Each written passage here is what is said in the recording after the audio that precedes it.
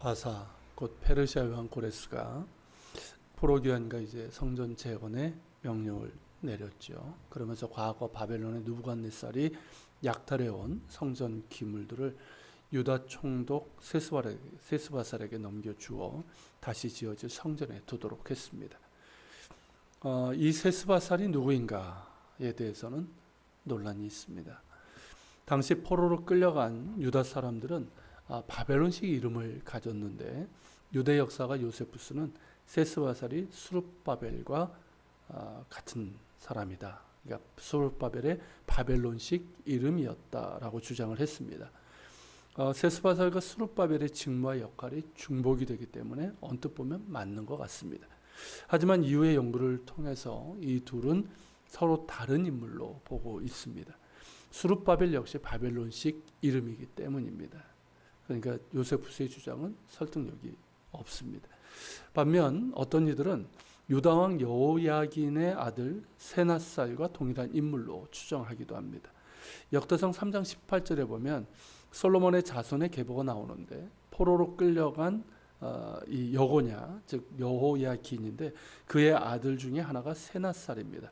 그 이름 표기가 비슷합니다. 그래서 세스바살과 세낫살을 이제 동일시하는 것인데 이 역시 설득력 있는 주장이 아닙니다. 결국 이제 세스바살에 대한 자료가 그렇게 많지는 않지만 수룹바벨과는 별개의 인물로 보고 있습니다. 그리고 이제 수룹바벨을 총독이라고 했는데 세스바살을 총독이라고 했는데요. 여기서 총독이라고 번역된 단어가 나시인데 히브리어로 나시인데 이게 군주, 왕자란 뜻입니다. 그리고 이제 뒤에 5장 14절에서 다시 한번 총독이라는 말이 나오는데 그건 또 다른 단어를 쓰고 있습니다. 그 단어는 페르시아의 고위 관리직을 말합니다. 그렇다면 이 세스바살이란 이 사람은 어떤 사람으로 추정할 수 있냐면 다윗의 후손일 가능성이 있습니다. 그리고 페르시아 왕실의 고위 관리로 왕의 절대적인 신임을 받았던 그런 인물로 볼 수 있습니다. 세스바살은 유대 땅에 온 지 얼마 되지 않아 고령의 나이로 그곳에서 죽었거나 역시 고령으로 인해서 성전 기물을 옮긴 후 본국으로 돌아갔을 것으로 보고 있습니다. 그 이후에는 귀한 자의 명단에 포함된 수룹바벨이 다윗의 후손이며 총독으로서의 역할을 하게 된 것이죠. 페르시아 왕 고레스가 세스바살에게 부여한 사명은 두 가지였습니다. 성전 건축과 성전 기물들을 다시 제자리로 옮겨 놓는 것이었습니다. 두 번째 사명은 잘 완수를 했습니다. 안전하게 성전 기물들을 옮겨왔고 성전이 재건되었을 때 그곳에 둘 수 있도록 했습니다. 하지만 첫 번째 임무는 지키지 못했습니다. 앞서 본 것처럼 귀환된 지 얼마 안 되어 고령으로 죽었거나 본국으로 돌아갔기 때문입니다.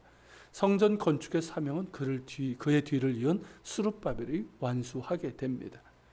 이런 세스바살을 보면서 그에게 주어진 사명은 결국 누구에게서 온 걸까요?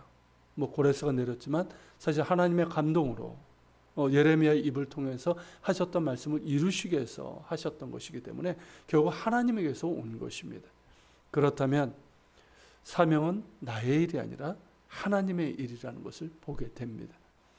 하나님께서 사명자에게 요구하시는 것은 그 일을 완수하였느냐 하는 결과보다는 충성입니다. 맡은 자에게 구할 것은 충성이기 때문입니다. 세스바살은 그런 면에서 충성된 사명자였습니다. 고령으로 인해서 성전 건축의 사명은 이루지 못했지만 어쩌면 성전 건물보다 더 중요한 의미가 있는 성전 기물들을 안전하게 가져왔고 자신의 생전에 이루지는 못했지만 자신의 후임인 수룹바벨이 성전 건축을 할 수 있는 기초를 놓았기 때문입니다.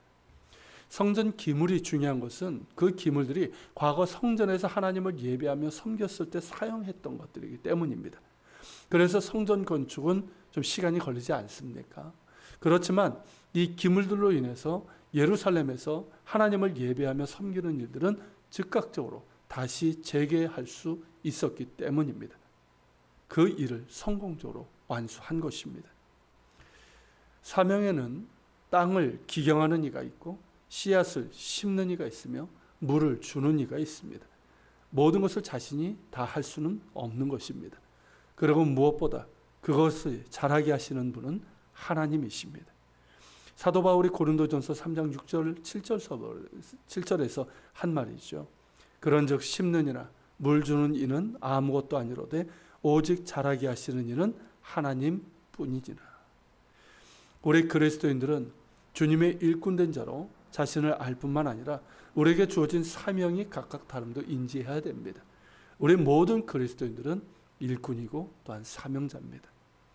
그리고 무엇을 하든 그것을 잘하게 하시고 열매 맺게 하시는 분은 내가 아니라 하나님이심을 기억하며 겸손해야 하고 끝까지 충성된 마음으로 자신에게 주어진 사명을 감당하면서 서로 한 마음으로 협력하는 하나님의 동역자들이 되어야 합니다. 하나님 나라 사업에는 독불장군을 필요로 하지 않습니다. 마치 자기 일이나 자기 영광을 위해서 하는 자들도 필요로 하지 않습니다. 하나님 앞에 겸손하고 충성되며 동역자들을 귀히 여기며 한 마음으로 주의 일을 감당하는 자들만이 하나님 앞에서 인정받게 될 것입니다. 우리가 그러한 일꾼들이 될 수 있기를 바랍니다. 오늘 말씀을 기억하면서 같이 기도합시다. 하나님, 세스바살이라는 사람을 통해서 사명이라는 것은 하나님에게서 온 것이고 그러기에 내 일이 아니라 하나님의 일이라는 걸 보게 됩니다. 그러기에 맡은 자에게 구할 것은 충성이라고 하셨사오매 우리가 주님 겸손하게 하시고 또 충성전제가 되게 해주시고 내가 해야 될 역할이 있습니다. 하나님, 또 다른 사람의 역할이 있습니다.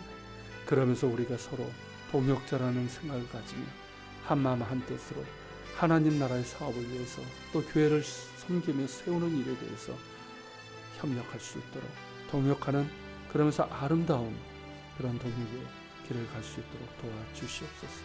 같이 기도하며 주님 앞에 나아갑시다.